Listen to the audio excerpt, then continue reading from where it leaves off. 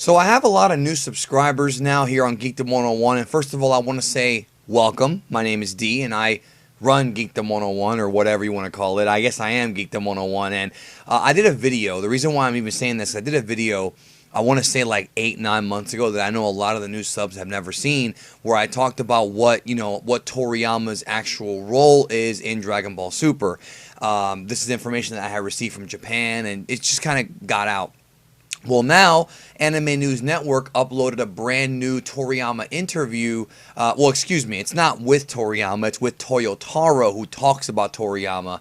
And I wanted to talk about this interview. I know some people have already talked about it. I wanted to kind of give my thoughts and kind of go through the interview to explain and talk about what Toyotaro actually says. So, again, I'm going to leave a link to the interview down below.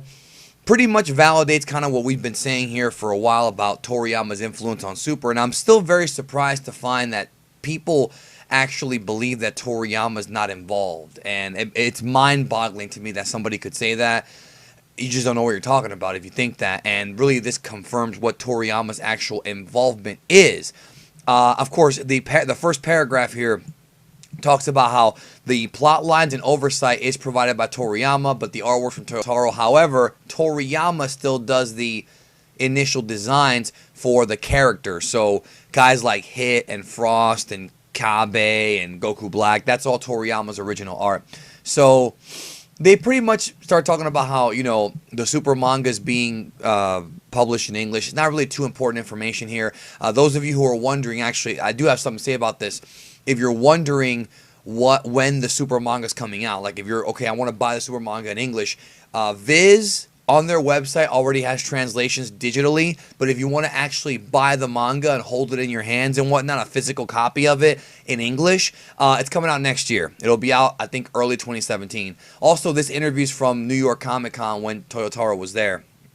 And, they asked him about working with Shueisha. Now, here's the interesting part we want to talk about right here. First of all, Toyotaro right there with that, that wacky haircut. All I'm going to say is that haircut is wacky, yo. They ask him, it sounds like you have a pretty close working relationship with Akira Toriyama. He gives you the outline and you make changes. What's the most interesting thing about working with him? And then he says, every month I'll create a storyboard for him to review. Then he'll give me input and suggest changes. When I'm working with Toriyama, there are many portions he gives me prompts for coming up with, but he's very particular about other things and always points them out for me to correct. And when he corrects me, I think, wow, I guess I don't completely understand the way he looks at things. So his corrections and feedback are incredibly accurate and helpful. It's a lot of fun to be able to get closer to his way of thinking. So again, so you guys understand, Toriyama still writes the basic plot line, I've used the word manuscript before. He writes the manuscript of the arc. The Future Trunks arc was written months ago. It's already written, it's done. We don't know what the outcome's going to be as of this recording, but it's already been written. And then when Toriyama writes it, he hands it off to Toei, the animation studio, and to Toyotaro, and then Toyotaro begins to work on the Dragon Ball Super manga. So he goes on to say that he's surprised that Toriyama's okay with somebody like him carrying on his work. And for those of you guys who don't know the story of Toyotaro, Toyotaro actually drew not the original Dragon Ball AF, like the phony one from Spain, that was a big hoax. He drew the Dragon Ball AF manga when his name was Toyble. Well, we're 99% sure that he's Toyble. In this interview here, he kind of admits it. The Dragon Ball AF manga was a fan manga, and then he would go on to write the Dragon Ball Heroes, I think it was Victory Mission manga, and then he went on to do Super. So think about this, guys. This kid grew up a fan of Dragon Ball like all of us did, and now he's actually working hand in hand with Toriyama, dude. He is actually working with Toriyama on new Dragon Ball material. So if you're out there and you're an artist, and if you're somebody who, you want to write comics or novels, don't give up your dream, man. Don't give up your dream. You know what I mean? Because you never know. Like, this guy's a great example of somebody who didn't give up his dream and is now working with Toriyama. So he goes on to say he's very confident in reproducing what Toriyama has created with the characters and subtleties. When it comes to robots and mecha, it's something I never really tried to mimic myself, but I really need to study up on them. So that's a good little tidbit there that he thinks he's a good follower, and he is. He absolutely is. They asked him about when he first started reading Dragon Ball. This information, again, you can check the article out, but I want to really right here go into this right here. You made a little freedom to suggest changes to Toriyama's outline. So what's the biggest alteration you've made? He says, fundamentally, I don't deviate from the major plot lines that Toriyama has laid down. As far as the plot getting from A to B, that's written as Toriyama lays it down, or it lays down. But as far as the details between those plots, I'm free to fill them in myself. The Trunks arc within Dragon Ball Super will hit the US soon, and while a certain reveal is the same in the manga, anime, and Toriyama's outline, both the anime and manga will have different ways of getting there, each taking advantage of the unique aspects of their medium, so I hope everyone enjoys comparing them. The parts I want my fans and readers to look for, the comedic gags, that's pretty free to create those. So again, guys, that pretty much tells us what manga chapter 17 was saying, that Goku Black being revealed as Zamasu is going to be different from the manga and the anime. We already have the anime reveal. We're waiting for the manga. Now, I'm presuming that's what he's talking about. I don't know 100%. I can't imagine there being another reveal in this arc, though. So, I mean, there you go. But there will be differences in the manga and anime, which is why I always tell people you need to read the manga and, you know, or at least watch my videos where I recap the manga so you at least know what's going on and what changes were made, as well as watch the anime. There is no, just again, I'm going to reiterate this, there's no primary canon.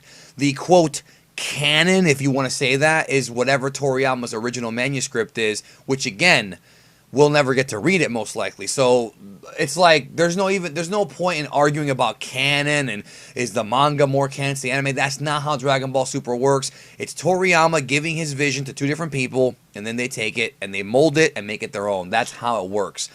Let's see here. He goes on to say that he receives from Toriyama words on a paper without drawings or anything. So again, that's what I was talking about. Toriyama writes bullet points. Toriyama does do, like I said, the initial character designs, but he doesn't draw any actual manga panels. So when you see like fights, like, you know, between Hit and Goku or whatever, that's not Toriyama, that's Toyotaro. But Toriyama will write something down like, I'll give you an example, like Goku versus Hit fight, and it's a great battle. So, I mean, you know, that's kind of how it is. And then they go and they take it. Now, this is the other interesting part right here. He asks, what's the relationship with you and the Super Anime? He says that at this point, he's not very involved. Looking forward, or going forward, I'll be more involved, but at this point in time, I receive more information from the anime team that I give to them. The anime is a little bit further along than I am, but in the near future, I'll be ahead. So the information will be going back to them. Regardless, we'll continue to support one another as we go forward. So they do trade ideas with each other. That's good to know. I think that Toyotaro maybe change some things for the manga purposely to make it different from the anime. But what's interesting, the big detail here is that he says the manga will go ahead of the anime soon. So that tells me that the future Trunks arc of Super in the manga will be a lot shorter. In the anime, it's the longest arc we've had so far in Dragon Ball Super. It's the longest one, episode-wise. Manga, it'll be a lot shorter, which is kind of a bummer, but at the same time, I kind of understand him wanting to speed things along.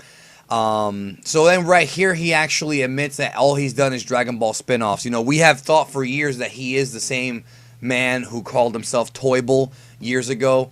It's Toyotaro. I mean, it's pretty much right here. Like, you know, he's not just some new guy right here. That's what he does. He also goes on to say that he was inspired by Disney and Marvel films and Pixar. So I really like that. I think that's a good thing. And he talked about how in the upcoming Trunks storyline, there's a part where Trunks' tutor explains a certain important part of the story, and I can't go into more detail. So I'm not sure if that's already been explained or not. I'm not sure what he's talking about, but that might be a little mini teaser for things to come. So, yeah, there you go. That's the Toyotaro interview. It's on Anime News Network. I'll go ahead and put the link down below. And now, once again, this reiterates how the Super manga or the Super story works. Toriyama writes the basic outline, very basic bullet points and story points. Then he passes it off to Toei, passes it off to Toyotaro. They create their own individual works, the manga, the anime, and of course, they consult with Toriyama, and that's pretty much how it works. I mean, that's it. Like, you know, definitely spread this video out to people who are still having canon debates about this, who are still wondering what is canon. Like, I might do another video about the canon thing because there's so much misinformation out there about what is and isn't canon, and the reality is with Dragon Ball, it's way too complex for there to be a singular canon. It's not possible based on, you know, what they're giving us, but every Dragon Ball fan has their own personal canon. You have your own, you know, I guess, perception of what is canon. We all do. So there you go. Anyways, I want to thank you guys again for watching the video. Punch that subscribe button if you haven't. And if you're new to the channel, welcome. I love talking about Dragon Ball and Star Wars once in a while. Talk to you guys later.